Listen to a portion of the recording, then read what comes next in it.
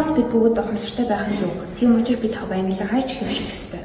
Болоод бидний юм бид их дэлхийгээ хайрлан хамгаалан онгон нэгшнийг наалдуулахгүй байх нь бидний нэгэн том үүрэг билээ. Амьдрал газар нутг минь одоогоор хогны нөөц маш их бий. Бид одоо л энийг хогтойгоо тэмцэж авахгүй бол бидний их дэлхий хогны цэв болох нь. Хог хаягдал ихсэж байгаагийн шалтгаан юу юм бол?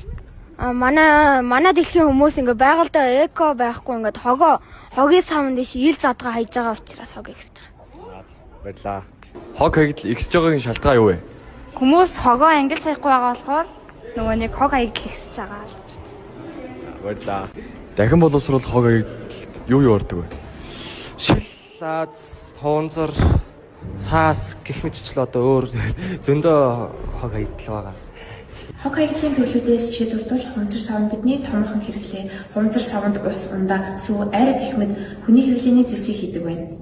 Ус ундааны хумцар сав бол эрэг орчмын бүснүүдийг хамгийн ихээр бохирдуулдаг 3 том хүчин зүйлүүдийн нэг билээ. Бас хумцар сав нь хөрсөн задрахын тулд 1000 жилийг зарцуулдаг байна. Хэмжээр 2.45 хумцар сав хаягдлын 75% нь цэвэр усны байдаг.